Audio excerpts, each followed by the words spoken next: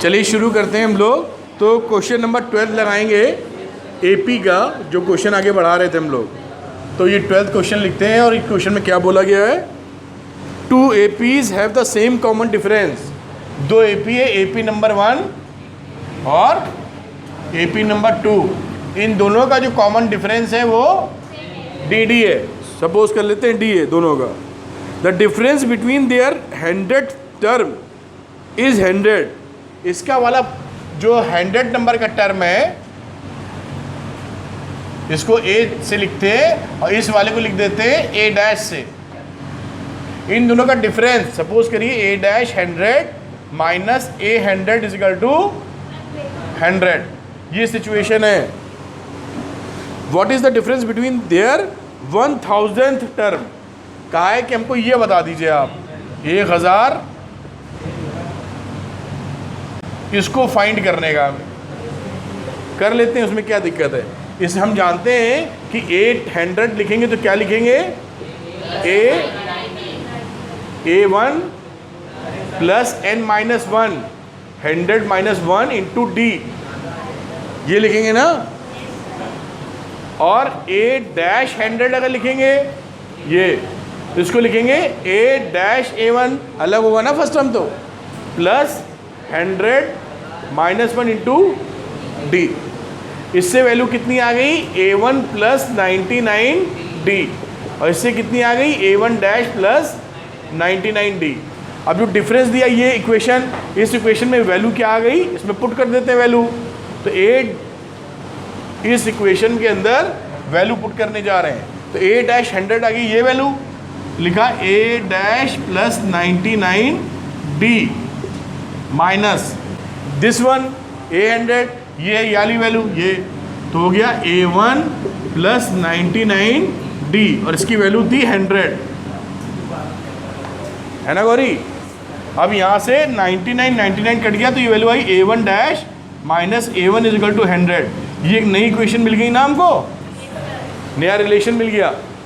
अब इसको देखो ध्यान से, इसकी कहानी लिखनी होगी तो कैसे लिखोगे, फॉर्मूले से A dash 1 plus n minus 1, n minus 1 हो जाएगा 999D। यही तो होता है, समझ पा रहे हो कि नहीं, फॉर्मूला लगा रहे हैं, है ना अनन्या। यहाँ क्या लिया अनन्या बताओ, हैं?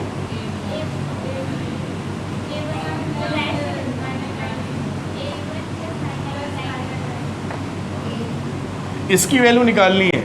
अब ये बड़े प्यार से हमको क्या दिख रहा है कि 999 कैंसिल हो जाएगा। तो इसकी वैल्यू की A1 डैश माइनस A1 और इसकी वैल्यू तो पता ही है हमें 100, सेम 100 निकलेगी। यही पूछा था ना इसमें, बस 100 आंसर आएगा। This is answer.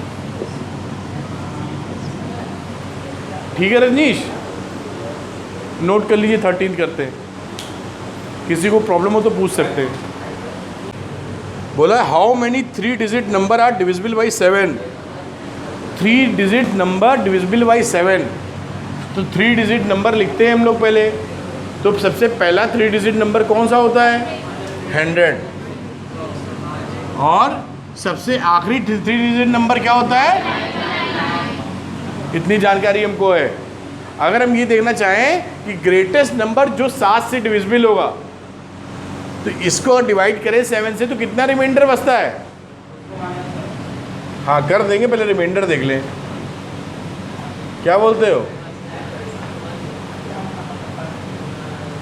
2 आ गया 29, 7 4 जा 28, 1 9, 7 2 जा 14 और 5 रिमाइंडर। तो 5 कम कर दें, यानी जो 994 is the highest 3 digit number which can be divided by 7। ठीक, अब पहला नंबर भी पकड़ लेते हैं।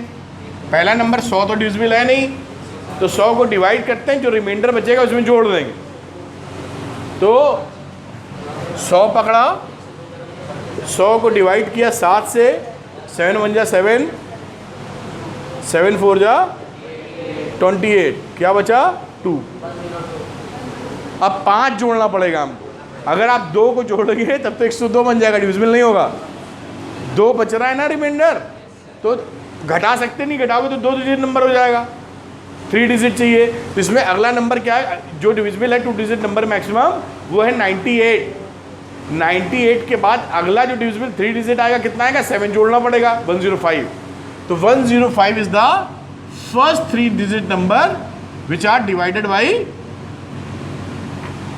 ये कहानी मिल गई। अब हमें फर्स्ट टर्म पता है A1, लास्ट टर्म पता है AN, बीच का N नहीं पता है, कॉमन डिफरेंस पता है D1।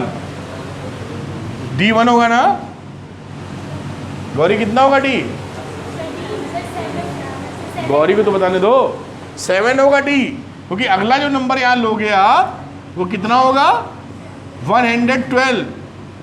7 बढ़ के ना, फिर 7 बढ़ेंगे तो 119 एंड सो ऑन, तो D आएगा 7। समझ में आ रही है बात शिवेन?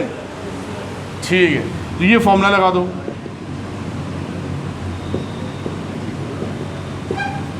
AN की वैल्यू हो गई 994, A1 हो गया 105, N हमको मालूम नहीं है, D है 7, तो N minus 1 into 7 is equal to 994 में 105 घटा दो, कितना आएगा, 889 बोलते।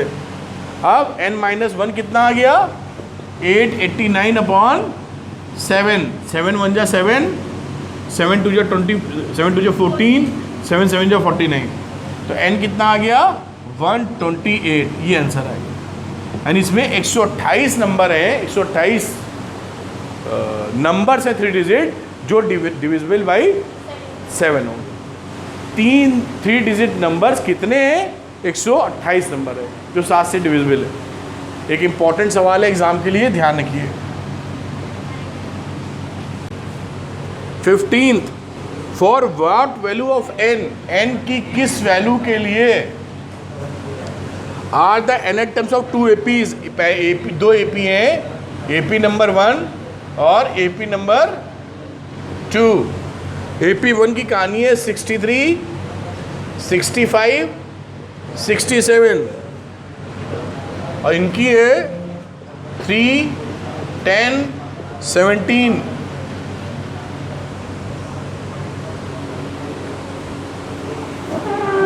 किस n की वैल्यू के लिए दोनों का वो टर्म इक्वल होगा।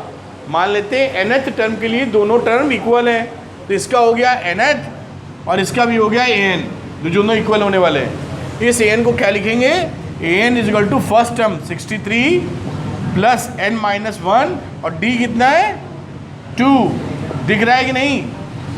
इसकी कहानी an is equal to a plus n minus 1 और d कितना है 7। अब ये an बराबर है, दोनों को इक्वेट कर दो, 63 प्लस 2n माइनस 1 ये is equal to 3 plus 7n minus 1। अब 6, चलो पूरा ही लिख लेते हैं, 63 plus 2n minus 2, 3 plus 7n minus 7। सबको एक तरफ ले आओ, इस सबको पहुंचा दिया उधर, या यहीं पे रहने दो इसको। 63 में 2 गया 61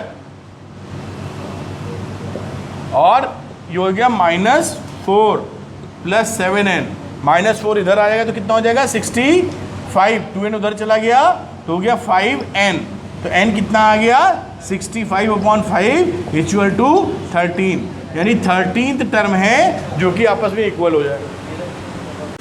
13 टर्म पे ये और ये टर्म इक्वल हो जाएंगे, ठीक है, नोट कर लो इसको।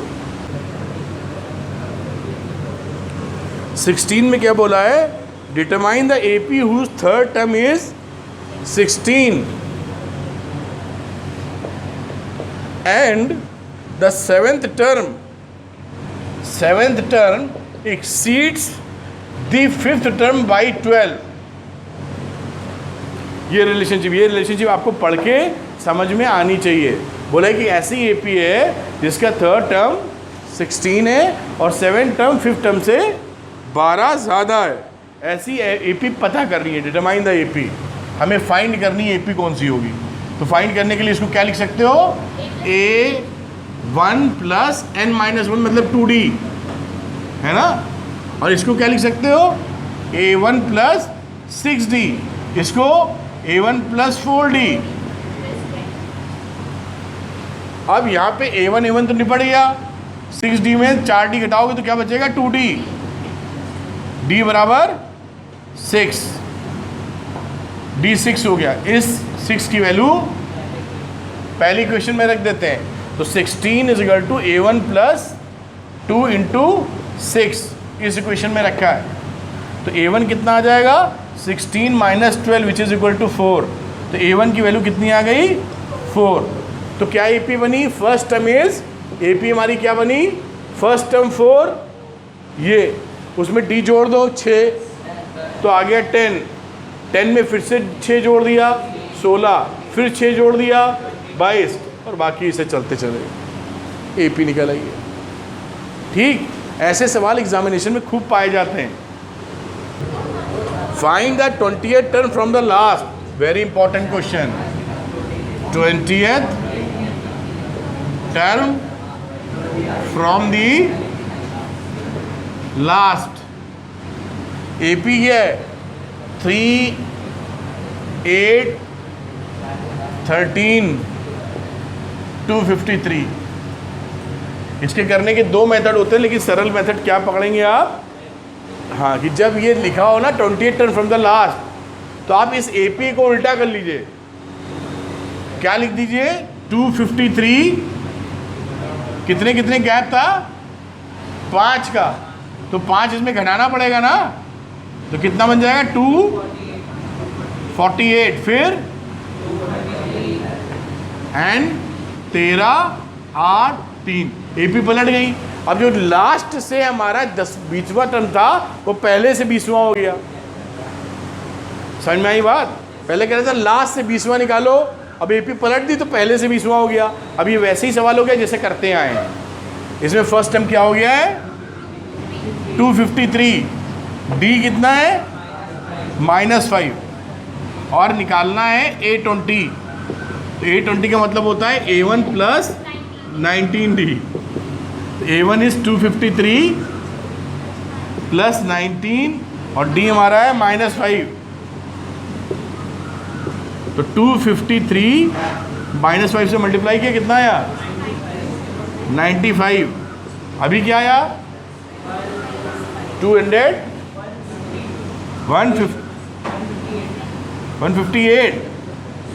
देखो क्या ये सही बता रहे हैं, 13 में से 5 गए 8, 14 में से 9 गए 5, ठीक तो बता रहा है ये 158, ये आंसर आ गया। यहाँ पे ध्यान क्या रखना है, जब बोले लास्ट से निकालो तो आप सीरीज पलट दो, तो शुरू से निकालो हो जाएगा। भाई लास्ट से 20वां निकालना है तो 1, 2, 3, 4 ऐसे कहीं मिलेगा 20वां। अब इसको पलट दिए तो शुरू से 20वां मिल गया। बात तो वही है, पीछे से 20वां और किसी को पलट दो तो शुरू से 20वां। नहीं, नोट कर लीजिए, ध्यान रखिएगा ये। अच्छा ये बताओ, जो सवाल अभी हम बोर्ड पे करवा रहे हैं, और तुम्हें किसी लड़के या लड़की को बुलाने तो बोर्ड पे कर देगा?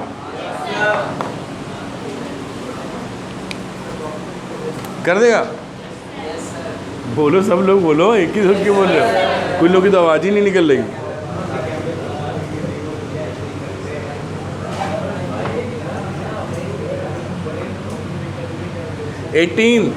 The sum of the 4th and the 8th term of an AP is 24। देखो कितना बढ़िया है, चौथा और 8वां, इसकी वैल्यू है 24, and the sum of the 6th term and 10th term is 44।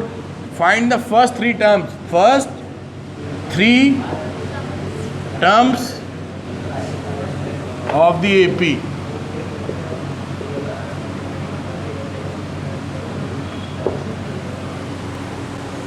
बस वही काम जो हर बार करते हैं। First term A, common difference D, A plus 3D plus इसका A plus 7D is equal to 24। इसको जोड़ा तो आ गया 2A plus 10D is equal to 24। फिर यहाँ से आगे बढ़ो, 2 से डिवाइड कर दो, a + 5d = 12। ये इक्वेशन आ गई एक, नहीं समझ में आई होगी ना? अच्छा, इधर आ जाओ, इसको लिख दिया a + 5d + a + 9d = 44।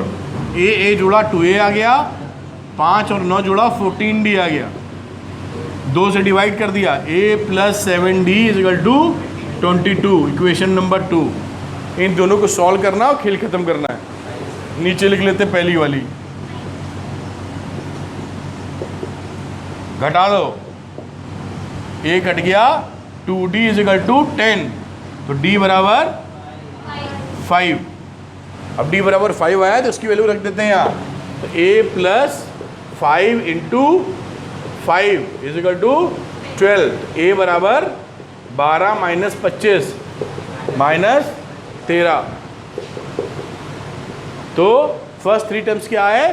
पहला आया -13, इसमें 5 जोड़ दो, -8, 5 जोड़ दो, 3 टर्म निकल आए आंसर। एक बात ध्यान रखिएगा, जब भी टेस्ट होता है 10 से 11 में 9:45 से पहले किसी की एंट्री अंदर नहीं है। लोग सेटिंग जमाने लगते हैं आगे अपनी। हाँ, हंसने की बात नहीं है। हाँ, तुम नहीं, बहुत अकेले थोड़ी तुम हो, रुके रहो। तो ये आप जो अपना सिस्टम बनाते हैं ना छापने के चक्कर में, अगर 10 बजे का टेस्ट है तो 9:45 से किसी को एंट्री नहीं मिलेगी। नीचे घूमते रहिए, भले घुसने ही नहीं देंगे 9:45 का, क्योंकि आप लोग तिकड़म बनाने लगते हैं, फिर छापा खाना खोल देते हैं उसके बाद। ठीक, ध्यान रखिएगा। आप पढ़ के आइए, कीजिए। नकल मारना और मरवाना दोनों ही संगीन अपराध है, और आप अपराध नहीं करेंगे। आप अच्छे बच्चे हैं, सुन तो रहे हैं, घूस कर आगे भगवान फिर वहीं पहुँचेंगे। सवाल जब नहीं आता ना तो दिमाग काम करना बंद कर देता है, कुछ भी हो सवाल हो जाए। कुछ लोग तो ऐसा छाप देते, डिट्टो ही छाप देते हैं। जिसने छपवाया उसके आए 34 और जिसने छापा उसके आए 44। ये चल रहा है।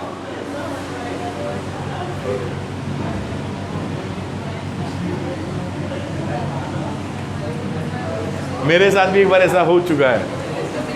क्या था, 2 मिनट स्टोरी सुना दें। संस्कृत 8th क्लास में संस्कृत होती थी, और संस्कृत से बाप रे मैं आती समझ में नहीं आता, घोट पाते नहीं थे, रट्टा लग नहीं पाता था। और भाई साहब जो है हमारा क्वार्टरली, हाफ ईयरली और फाइनल होता था। क्वार्टरली में हम लुढ़क गए संस्कृत में, फेल। घर पे खूब सुताई, मम्मी को घूसे मारे हमको। हमारी समझ में नहीं कि हम कैसे बेड़ा पार होगा, समझ में नहीं आ रहा है। तो हमने बड़े उसको रट्टा वट्टा मारा कि यार बेड़ा पार करना है। और हमारा रोल नंबर 6 7 होता था, अरविंद का 7 और अनुरोध हमारा दोस्त है अभी मिलता है, उसका 6 रोल नंबर था। तो हमसे आगे बैठता था, हम पीछे। उसकी अनुरोध मिश्रा, तो वो काफ़ी मंत्र वंत्र याद किए रहता था हमने। तो वो उसने कहा चिंता ना करो, इस बार बेड़ा पार है। मैंने कहा ठीक है, दिखा देना, क्योंकि ये गच्छामी पच्चामी हमारे पल्ले नहीं पड़ रहा है, कहाँ से जुड़ता है कहाँ जाता है, बड़ी मुश्किल भाई साहब। और उसने जो है फिर हमको एग्ज़ाम आया, अब हाथ पाँव फूल रहे थे हमारे। आगे बैठा था, कोच के हमने उसका छाप दिया। और जब छाप दिया तो उसके नंबर आए होंगे भाई ऐसे ही, फिर लगा उसके आए 38 और मेरे आ गए 44। तो कहता है वो समझ ही ना पाए कि टीचर से पूछा सर किसके कितने, क्या अरविंद की 44 अनुरोध मिश्रा 38। कहता ऐसा हो नहीं सकता सर। तो कहीं क्या मतलब तुम्हारा? अब मतलब क्या, उसने बोला, टीचर समझ गया, बुलाएं इधर आओ अरविंद। हम पहुँचे, कहते सुनाओ ये। अब सुनाए क्या घंटा, हमें तो कुछ आता नहीं वैसे ही। कहते नंबर काटेंगे तुम्हारे। हमने कहा मर गया। हमने कहा सर याद था ना, जैसे तुम लोग अंडे बंड बोलते हो, सर याद था, वो 2 दिन से तबीयत नहीं ठीक चल रही, हम भूल गए। कुछ ना कुछ तो बोलना पड़ेगा ना बचने के लिए। ये तुम लोग जो बोलते हो, सर कल रात तक याद था, आज सुबह मिस कर गए बताओ, वरना तो सब तैयार था हमारा। कुछ तो बोलोगे, समझ वो भी गए। उनका ठीक है, इस बार छोड़ रहे हैं, आगे से गलती ना हो। खैर निपट गया मामला। अनुरोध मिश्रा भड़क गया, किताब मैं नहीं दिखाऊँ तुम, साला मेरे ही छापते हो, मुझसे ज़्यादा नंबर आते तुम्हारे। भाई हमें जो आता था हमने तो डाला ही डाला, प्लस उसका भी डाला। भाई जो आता था वो तो कर ही रहे हैं, थोड़ा बहुत जो आ रहा है। अब भाई साहब उसने कह दिया अरविंद कुछ भी हो जाए मैं अब तुमको दिखाऊंगा नहीं। बाकी मेरा देखता था वो मैथ वैथ सब, क्योंकि हमें ये समझ में आती नहीं संस्कृत। हमने कहा अब तो गई भैंस पानी में। और वो जब जान फंसती है तो आदमी घोटता है, फिर हमने घोटना शुरू किया। हमने कहा जो गच्छामी पच्छामी कहीं से आ रहा हो, जो है उसको अंदर ले लो, बस अब जो जैसा है समझने की ज़रूरत कुछ नहीं है। कौन वचन कहाँ बिड़ रहा है, रट मारो इसको। और लिटरली हमने रट मारा, मतलब हम रट पाते नहीं हैं, पूरा जोर हमने लगाया और रट मारा। और उसके बाद एग्जामिनेशन जब हुआ फाइनल में तो 100 में 86 आए अपने बूते। और हमने कहा भगवान पीछा छूटा, 9 से हट गई वो संस्कृत, हमें जान छूटी बचे। और अनुरोध से ज़्यादा आ गए। तो कहता है कि क्या यार तुम कैसे, हमने रट लिए सब, कुछ मालूम नहीं कहाँ क्या, जो है बस दिखे वो। उसमें वो होते थे ना 7, क्या था यार 7 वाले, वो 7, हाँ बालक बालिका बालकम, वो 7 में नीचे के 2-3 लाइनें तो हमारी पता नहीं साला कहाँ जा रहा है। बड़ा मुश्किल काम था वो। जबकि बोलते कैसे हैं कि जो संस्कृत होती है वो सबसे इजी लैंग्वेज है, क्योंकि उसमें डिस्टॉर्शंस नहीं है, मतलब जो तरीका होता है वो तरीका वैसे ही लगता है। इंग्लिश हिंदी, मतलब इंग्लिश में तो बिल्कुल ही भ्रष्टाचार फैला हुआ है।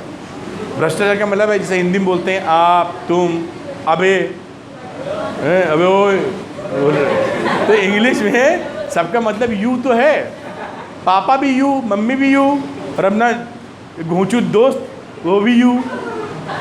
उसको अबे तुम तो बोल ही नहीं सकते ना, ओए ओए ओए के भी बहुत भाव है। जैसे मान लो अपनी अद्रिका किसी की दोस्त है तो ओए में सुरीला ना लगे, ओए। और कोई खूसट दोस्त है, ओए चल। तो लेकिन इंग्लिश में तो कुछ नहीं, यू का मतलब यू है।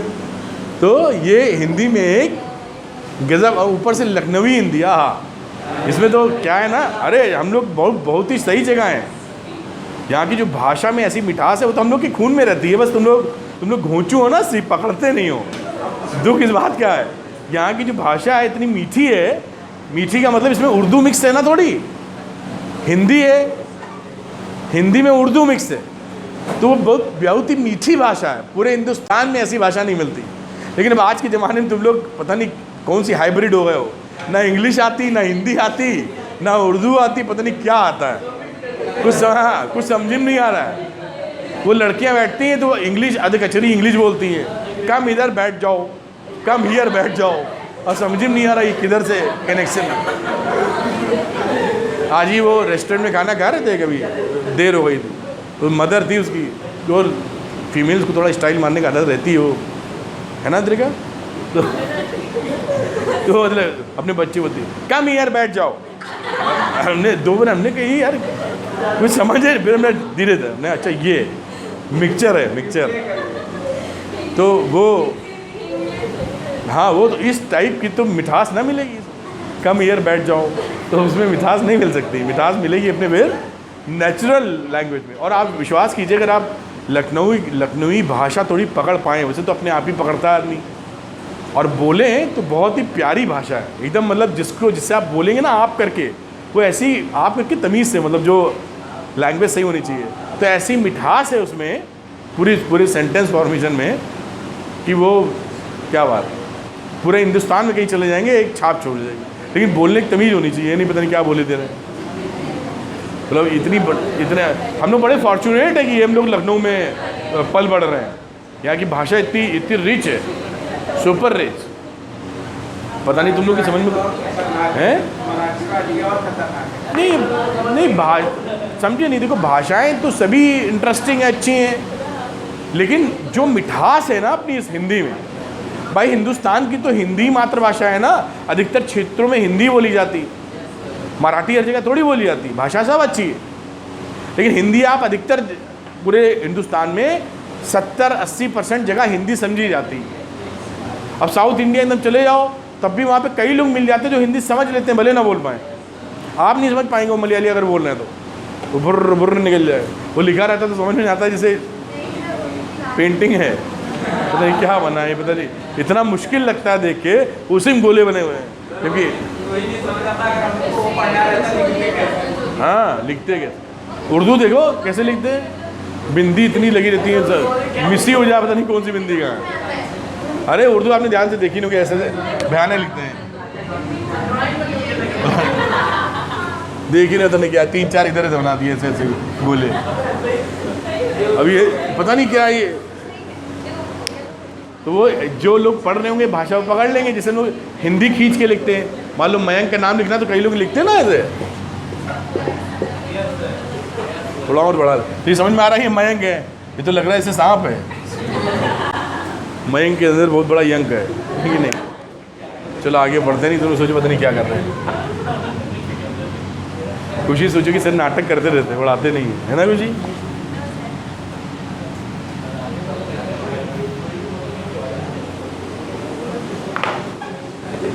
चलो 19 क्वेश्चन देखते हैं भाई। तो लिखा है सुब्बा राव, नाम शानदार है इनका। तो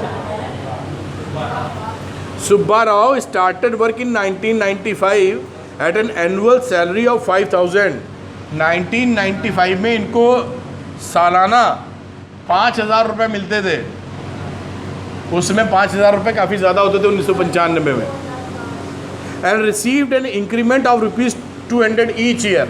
यानी जब 1996 में जाएंगे तो 200 रुपये बढ़ जाएंगे इनके। फिर 1997 में जाएंगे तो फिर इनके 200 बढ़ जाएंगे, 5400 हो जाएंगे, इसी तरह बढ़ते जाएंगे। कहाँ गया ये? In which year did his income reach 7,000। ऐसे चलते चलते 7,000 किस ईयर में इनकी इनकम होगी ये बताने का है। बहुत सरल, first term, second term, third term. तो ये A1 हो गया 5,000, है ना गौरी? गौरी डी क्या है? अरे वाह। और क्या है हमारे पास जानकारी? रुक जाओ। हाँ गौरी, और क्या इन्फॉर्मेशन है? ये 7,000 क्या है? रुक जाओ। हाँ एन है या लास्ट टर्म के लिए, ठीक। अब वैल्यू रख के निकाल लो। एन की वैल्यू हुआ करती है रिया A1 प्लस n-1 इंटू, तो एन है 7,000, A1 है 5,000, n-1 देखेंगे और डी थी 200 रुपये। तो 200 n-1 इज इक्वल टू 7,000 में 5,000 घटा दो,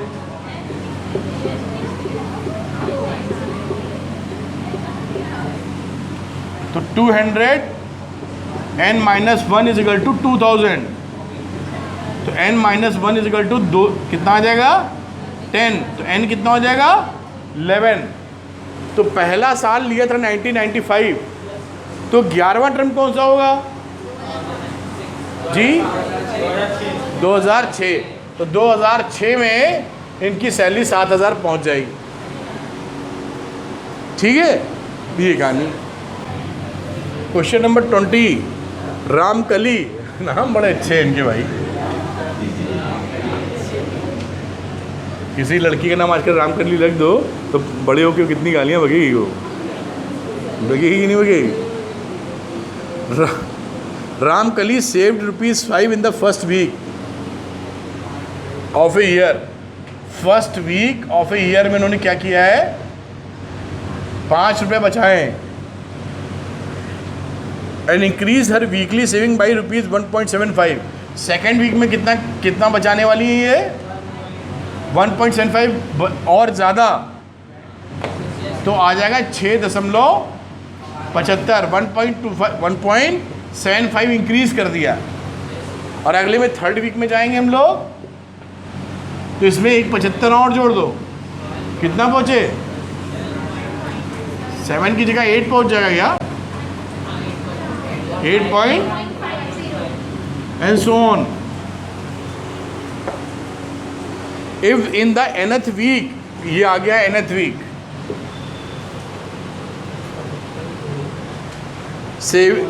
week her weekly saving become ₹20.75। Find n। ये भी बहुत ही आसान सवाल नज़र आ गया। फिर तो हमारे हिसाब से A1 क्या हुआ? 5 और D कितना है? और AN कितना है?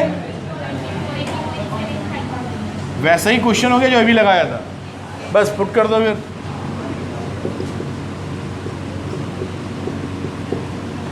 an की वैल्यू हो गई 20.75, a1 हो गई 5, n-1 और d की वैल्यू हो गई 1.75।